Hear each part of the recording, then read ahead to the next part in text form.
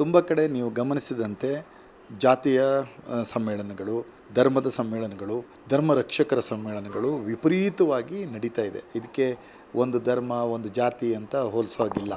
ಅಂತಹ ಪರಿಸ್ಥಿತಿ ಒಳಗಡೆ ಯಾವುದು ಜಾಸ್ತಿ ಆಗಬೇಕಿತ್ತೋ ಅದು ಗೌಣವಾಗಿದೆ, ಕಡಿಮೆ ಆಗಿದೆ. ಅದಕ್ಕೆ ಅದನ್ನು ಜಾಸ್ತಿ ಮಾಡುವ ನಿಟ್ಟಿನಲ್ಲಿ ಸರ್ವ ಸಮಾಜೋತ್ಸವ ಅಂತ ಮಾಡಿದ್ದೀರಿ. ಅಂದರೆ ಅಟ್ಲೀಸ್ಟ್ ಒಂದು ಗುಣಾತ್ಮಕವಾದ ಶಬ್ದಗಳ ಮುಖೇನ ನಾವೆಲ್ಲರೂ ಒಂದೇ ಎನ್ನುವ ಭಾವವನ್ನು, ಮತ್ತು ನಮ್ಮೊಳಗೆ ಮೂಲದಲ್ಲೇ ಇತ್ತಲ್ಲ ಒಗ್ಗಟ್ಟಿನಲ್ಲಿ ಬಲವಿದೆ ಅಂತ, ಆ ಒಗ್ಗಟ್ಟಿನಲ್ಲಿ ಬಲವಿದೆ. ನಾವೆಲ್ಲರೂ ಭಾರತೀಯರು. ನಮ್ಮ ಪೂಜಾ ಪದ್ಧತಿಗಳು ಬೇರೆ, ಆಚಾರ ಪದ್ಧತಿಗಳು ಬೇರೆ, ನಮ್ಮ ಭಾಷೆಗಳು ಬೇರೆ, ನಮ್ಮ ಆಹಾರ ಪದ್ಧತಿಗಳು ಬೇರೆ, ನಮ್ಮ ಬದುಕಿನ ರೀತಿ ರಿವಾಜುಗಳು ಬೇರೆ, ನಮ್ಮ ಸಂಪ್ರದಾಯಗಳು ಬೇರೆ, ನಮ್ಮ ನಂಬಿಕೆಗಳು ಬೇರೆ. ಈ ರೀತಿಯೆಲ್ಲ ಇರುವಂತಹ ಈ ವಿಶಿಷ್ಟವಾದ ದೇಶದಲ್ಲಿ ಒಂದು ಪುಟ್ಟದಾದ ಹಣತೆಯನ್ನು ರಾಷ್ಟ್ರಕವಿ ಕುವೆಂಪುರವರು ಹುಟ್ಟಿದ ಊರಾದಂಥ ಕೊಪ್ಪ ತಾಲೂಕಿನಿಂದ ಇದನ್ನು ನಾವು ಪ್ರಾರಂಭ ಮಾಡಿದ್ದೀವಿ. ಸರ್ವ ಸಮಾಜೋತ್ಸವ, ಅದಕ್ಕೆ ನಾವು ಬೈಲೈನ್ ಹಾಕಿದ್ದೀವಿ. ಹೀಗೊಂದು ಜನೋತ್ಸವ, ಸಮತೆ ಮಮತೆಯೇ ದೈವಿಕತೆ. ಅಂದರೆ ನೀವು ಒಬ್ಬರನ್ನು ದ್ವೇಷಿಸಿ, ಒಬ್ಬರನ್ನು ಹಿಂಸಿಸಿ ಯಾವ ದೈವತ್ವದ ಸಾಕ್ಷಾತ್ಕಾರವನ್ನು ಪಡೀಲಿಕ್ಕೆ ಸಾಧ್ಯ ಇಲ್ಲ ಅನ್ನುವಂಥದ್ದು ಸತ್ಯ. ಅದಕ್ಕೋಸ್ಕರ ಎಲ್ಲರನ್ನೂ ಪ್ರೀತಿಸ್ತಕ್ಕಂಥ ಒಂದು ಮನೋಭೂಮಿಕೆಯನ್ನು ಸಿದ್ಧಪಡಿಸಬೇಕು. ವಿಪರೀತವಾಗಿ ಕ್ರೌರ್ಯ ದೌರ್ಜನ್ಯಗಳು ಹೆಚ್ಚಾಗ್ತಾ ಇದೆ. ರಾಜಕೀಯ ಪಕ್ಷಗಳು ಜಾತಿ ಆಧಾರಿತ ಸಮಾವೇಶಗಳನ್ನು ಮಾಡೋಕ್ಕೆ ಪ್ರಾರಂಭ ಮಾಡಿರ್ತಕ್ಕಂಥ ಹೊತ್ತಿನಲ್ಲಿ ಒಂದು ಸರ್ವ ಸಮಾಜೋತ್ಸವ ಅನ್ನುವಂಥ ಒಂದು ವಿಭಿನ್ನ ನೋಟವನ್ನು, ಇಲ್ಲೇ ಇರತಕ್ಕಂಥ ಮೌಲ್ಯಗಳಿಗೆ ಒಂದು ಹೊಸ ಸ್ಪರ್ಶವನ್ನು ಕೊಡ್ತಕ್ಕಂಥ ಪ್ರಯತ್ನ ಮಾಡಿದ್ದೀವಿ ಅಷ್ಟೇ. ಒಂದು ಜಾತಿಯ ಅಪೀಮನ್ನು ಬಿತ್ತಿ, ಧರ್ಮದ ಉದ್ವೇಗಗಳನ್ನು ಬಿತ್ತಿ ಸಂಘಟನೆ ಮಾಡೋದು ತುಂಬ ಸುಲಭ ಈ ಕಾಲಘಟ್ಟದಲ್ಲಿ. ಈಗ ನಾವೆಲ್ಲರೂ ಒಂದೇ ಅಂತ ಹೇಳಿ ಯಾವುದು ಗುಣಾತ್ಮಕವಾಗಿತ್ತೋ ಅದೇ ನಕಾರಾತ್ಮಕ ಆಗಿದೆ. ಅದನ್ನು ಸಂಘಟನೆ ಮಾಡೋದು ತಾವು ಹೇಳಿದಂತೆ ಕಷ್ಟ ಇದೆ. ಮತ್ತು ಎರಡನೆಯ ಕಷ್ಟ ಏನು ಅಂತಂದರೆ, ನಾವು ಹೇಳಿ ಕೇಳಿ ಒಂದು ರಾಜಕೀಯ ಪಕ್ಷಕ್ಕೆ ಸೇರಿದವರು ಜನ ಏನು ಮಾಡ್ತಾರೆ, ಇದೊಂದು ರಾಜಕೀಯ ಪಕ್ಷದ ಕಾರ್ಯಕ್ರಮವೇನೋ ಅಂತ ಯೋಚನೆ ಮಾಡ್ತಾರೆ. ಹಾಗಾಗಿ ಈ ರಗಳೆಗಳು, ಈ ತಾಪತ್ರಯಗಳು ಇದ್ದದ್ದೇ. ಆದರೆ ಅದನ್ನು ಮೀರಿ ನಮ್ಮದು ಮಲೆನಾಡು ಕರಾವಳಿ ಜನಪರ ಒಕ್ಕೂಟ ತಮಗೆ ಗೊತ್ತಿದ್ದಂಗೆ ನಾವು ಬೇರೆ ಬೇರೆ ರೀತಿಯ ಕಾರ್ಯಕ್ರಮಗಳನ್ನು ಆಯೋಜನೆ ಮಾಡೋದು ಇವೆಲ್ಲ ಇದೆ. ಆದ್ದರಿಂದ ನಾವು ಈ ರೀತಿಯ ಒಂದು ಸಾಂಸ್ಕೃತಿಕ ಸ್ವರೂಪದಲ್ಲಿ ಮನಸ್ಸುಗಳನ್ನು ಕಟ್ಟುವ, ಪಕ್ಷಾತೀತ, ಧರ್ಮಾತೀತ, ಜಾತ್ಯಾತೀತವಾದಂತಹ ಒಂದು ಆಧ್ಯಾತ್ಮ. ಪ್ರಾಣಿಗಳೇ ಒಟ್ಟಾಗಿರಬಹುದು ಅವರವರ ಸಂಕಟದ ಸಮಯದಲ್ಲಿ ಅಂತಂದರೆ ಮನುಷ್ಯರಾದ ನೀವೆಲ್ಲರೂ ಒಟ್ಟಿಗೆ ಇರೋಕ್ಕಾಗೋದಿಲ್ವಾ ಅನ್ನೋದಷ್ಟೇ. ಈ ಸಿನಿಮಾಗಳ ಟೈಟ್ಲ್ಗಳನ್ನು ನೋಡಿ, ಈಗ ಪೊರ್ಕಿ, ಕೇಡಿ ಇವೆಲ್ಲ ನಮ್ಮ ಸಿನಿಮಾಗಳ ಟೈಟ್ಲ್ಗಳು ಬರ್ತಾ ಅಂದರೆ ಯಾಕೆ ಹಿಂಗಾಗ್ತಾ ಇದೆ? ಪೊರ್ಕಿ ಅನ್ನೋನೇ ಹೀರೋ ಆಗಿರ್ತಾನೆ. ಇದಕ್ಕೋಸ್ಕರ ನಾವು ಈ ಕಾರ್ಯಕ್ರಮಗಳನ್ನು ರೂಪಿಸ್ತಾ, ಮತ್ತು ಆ ಕಾರ್ಯಕ್ರಮದ ಕಾರಣಕ್ಕಾಗಿ ನನ್ನಲ್ಲಿ ಭಾಗವಹಿಸಿದ ಕಂಟೆಸ್ಟೆಂಟ್ಸು ಅಥವಾ ಅವ್ರು ಗೆದ್ದಿರ್ತಕ್ಕಂಥವ್ರ ಬಗ್ಗೆ ನಂದು ಯಾವುದು ತಕರಾರಲ್ಲ, ನಾನು ಮಾತಾಡ್ತಾ ಇಲ್ಲ. ಆದರೆ ನಾವೇನು ಯೋಚನೆ ಮಾಡ್ತಿದ್ದೀವಿ ಯುವ ಸಮುದಾಯ ಎಲ್ಲರೂ ಅಂತಂದರೆ, ಆ ಒಂದು ಬಿಗ್ ಬಾಸ್ ಸೀಸನಿನ ಕಾರ್ಯಕ್ರಮದಲ್ಲಿ ಗೆದ್ದವರೇ ಬಿಗ್ ಬಾಸ್ ಅಂತ ಇದ್ದೀವಿ.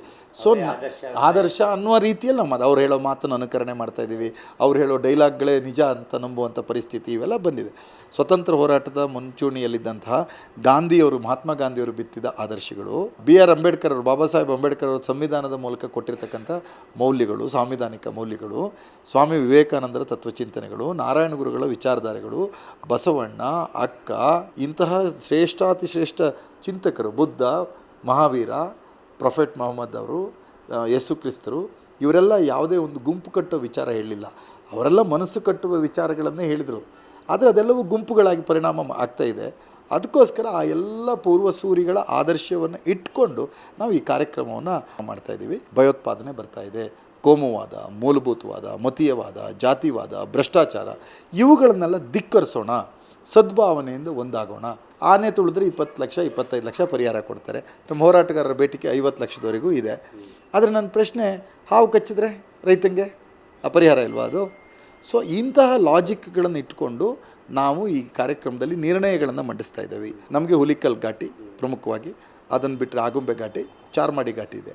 ಇವು ಪ್ರತಿ ಮಳೆಗಾಲದಲ್ಲೂ ಬಂದಾಗ್ತವೆ. ನಾವು ಶಿಕ್ಷಣದ ಕಾರಣಕ್ಕಾಗಿ, ಆರೋಗ್ಯ ಕ್ಷೇತ್ರದ ಕಾರಣಕ್ಕಾಗಿ ಆ ಜಿಲ್ಲೆಗಳ ಮೇಲೆ ಡಿಪೆಂಡೆನ್ಸಿ ಇದೆ. ವ್ಯಾವಹಾರಿಕ ಕಾರಣಗಳ ಕಾರಣಕ್ಕೂ ನಮಗೆ ಡಿಪೆಂಡೆನ್ಸಿ ಇದೆ. ಸೊ ಅಲ್ಲಿಯ ಸಂಪರ್ಕಗಳೇ ಕಳೆದೋಗ್ತಿದೆ. ನಮಗೊಂದು ಸಪ್ರೇಟ್ ಮಿಲ್ಕ್ ಯೂನಿಯನ್ನೇ ಇಲ್ಲ ಈ ಜಿಲ್ಲೆಗೆ. ಎಂಥ ಕತೆ ರೀ ಇದು? ನಮ್ಮ ರಾಜಕಾರಣಿಗಳು ಇದ್ರ ಬಗ್ಗೆ ಮಾತಾಡಬೇಕಲ್ಲ. ನಮ್ಮ ಜಿಲ್ಲೆಗೆ ನಮ್ಮ ಪೊಟೆನ್ಷಿಯಾಲಿಟಿ ಇದೆ. ಅದರಿಂದ ನಮಗೆ ಇಲ್ಲಿ ಸಪ್ರೇಟ್ ಆದಂಥ ಮಿಲ್ಕ್ ಯೂನಿಯನ್ ಬೇಕು.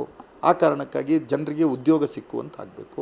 ಹಾಗಾಗಿ ಜನರಿಗೆ ಒಂದು ವೈಚಾರಿಕ ಸ್ಪರ್ಶ ಬರಬೇಕು ಅನ್ನೋ ಕಾರಣಕ್ಕಾಗಿ ಆ ಕಾರ್ಯಕ್ರಮದಲ್ಲಿ ಹಲವಾರು ಪುಸ್ತಕಗಳನ್ನು ಬಿಡುಗಡೆ, ಜನಾರ್ಪಣೆ ಮಾಡೋದು, ಲೋಕಾರ್ಪಣೆ ಅಲ್ಲ, ಜನಾರ್ಪಣೆ, ಜನರ ಕೈಗೆ ಕೊಡುವಂಥ ಪುಸ್ತಕಗಳನ್ನು ಶ್ರೀ ವೀರಕಪುತ್ರ ಶ್ರೀನಿವಾಸ್ ಅವರು 51 ಬಿಸ್ನೆಸ್ ಐಡಿಯಾಸ್ ಅಂತ ಒಂದು ಪುಸ್ತಕವನ್ನು ಮಾಡಿದ್ದಾರೆ. ಆ ಬಿಸ್ನೆಸ್ ಮಾಡ್ತಕ್ಕಂಥ ಯುವಕರಿಗೆ ಒಳ್ಳೆ ಐಡಿಯಾಗಳನ್ನು ಕೊಡ್ತಾ ಇದೆ, ಹೊಸ ಕನಸುಗಳನ್ನು ತಂದು ಕೊಡ್ತಾ ಇದೆ. ಅಟ್ಲೀಸ್ಟ್ ಅದನ್ನು ಬಿತ್ತುವ ಕೆಲಸವನ್ನು ಮಾಡಬೇಕು ಅನ್ನೋ ಕಾರಣಕ್ಕಾಗಿ ಈ ಕಾರ್ಯಕ್ರಮ ಮಾಡ್ತಾ ಇದ್ದೀವಿ. ಆ ಭಾರತ ಮಾತೆ ಭಾರತದ ರಾಷ್ಟ್ರಧ್ವಜವನ್ನು ಹಿಡಿದೇ ಇರುತ್ತೆ. ಈಗ ಆಕೆ ಕೈಗೆ ಬೇರೆ ಬೇರೆ ಬಣ್ಣದ ಧ್ವಜಗಳನ್ನೆಲ್ಲ ಕೊಡ್ತಾ ಇದ್ದೀವಿ. ಅದು ಯಾವುದೋ ಸಂಘಟನೆಗಳ ಧ್ವಜ, ಅದು ಧರ್ಮ ಧ್ವಜನೂ ಹೇಳೋಕ್ಕಾಗಲ್ಲ, ಯಾಕಂದರೆ ಯಾವುದೇ ಧರ್ಮಗಳಿಗೆ ಧ್ವಜ ಇರೋದಿಲ್ಲ. ಮಾಡೋದು ಒಂದು ಭಾರತದ ರಾಷ್ಟ್ರಧ್ವಜದ ಮೆರವಣಿಗೆ ಏನು ಮಾಡ್ತಾ ಇದೆ, ದೊಡ್ಡದಾದಂಥ ಭಾರತದ ರಾಷ್ಟ್ರಧ್ವಜವನ್ನು ಮೇಲ್ಮಟ್ಟ ಇಟ್ಟು ಅದರ ಕೆಳಗಡೆ ಎಲ್ಲ ಬಣ್ಣಗಳ ಧ್ವಜವನ್ನು ಹಿಡಿದು ಈ ಭಾರತದ ಸೌಂದರ್ಯವನ್ನು ಪ್ರಕಟ ಮಾಡುವಂತೆ, ನಮ್ಮ ವೈವಿಧ್ಯತೆಯನ್ನು ಪ್ರಕಟ ಮಾಡುವಂತೆ ಆ ಕಾರ್ಯಕ್ರಮವನ್ನು ರೂಪಿಸಿದ್ದೇವೆ. ಆ ಮೆರವಣಿಗೆ ಅಷ್ಟು ಶಿಸ್ತುಬದ್ಧವಾಗಿ ನಡೆಯುತ್ತೆ ಅನ್ನುವಂಥದ್ದು ವಿಶ್ವಾಸ. ನಾವೊಂದು ರಾಜಕೀಯ ಪಕ್ಷ ಹೌದು, but we are having social responsibility to.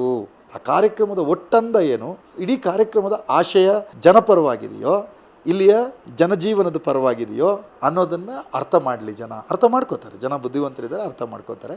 ಅಂತಹ ಒಂದು ಕಾರ್ಯಕ್ರಮವನ್ನು ನಾವು ಆಯೋಜಿಸುವ ಪ್ರಯತ್ನ ಮಾಡಿದ್ದೀವಿ. ತುಂಬ ದಪ್ಪ ಇದ್ದೀರಾ, ಸಣ್ಣ ಆಗಬೇಕಾ, ಯಾವುದೇ ಸೈಡ್ ಎಫೆಕ್ಟ್ ಇಲ್ದಂಗೆ ಆರಾಮಾಗಿ ಸಣ್ಣ ಆಗಬೇಕು ಅಂದರೆ ನಮ್ಮ ಜೀನಿ ಸ್ಲಿಮ್ನ ಯೂಸ್ ಮಾಡಿ. ಕೆಳಗಡೆ ಕಾಣ್ತಿರೋ ನಂಬರ್ಗೆ ಕರೆ ಮಾಡಿ ಹೋಮ್ ಡೆಲಿವರಿ ಪಡೆಯಿರಿ.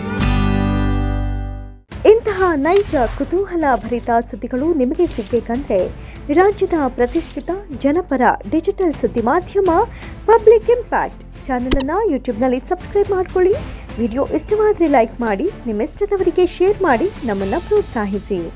ಹಾಗೆಯೇ ಫೇಸ್ಬುಕ್ನಲ್ಲಿ ಪಬ್ಲಿಕ್ ಇಂಪ್ಯಾಕ್ಟ್ ಫಾಲೋ ಮಾಡೋದನ್ನು, ಇನ್ಸ್ಟಾದಲ್ಲಿ ಜೊತೆಯಾಗೋದನ್ನು ಮಿಸ್ ಮಾಡಬೇಡಿ. ಜಾಹೀರಾತು ಹಾಗೂ ಬಿಸ್ನೆಸ್ ಪ್ರಮೋಷನ್ಗಾಗಿ ಸಂಪರ್ಕಿಸಿ 9606037450 ಅಥವಾ 9353224116. ಇದು ಪಬ್ಲಿಕ್ ಇಂಪ್ಯಾಕ್ಟ್, ಜನಶಕ್ತಿಯೇ ನಿರ್ಣಾಯಕ.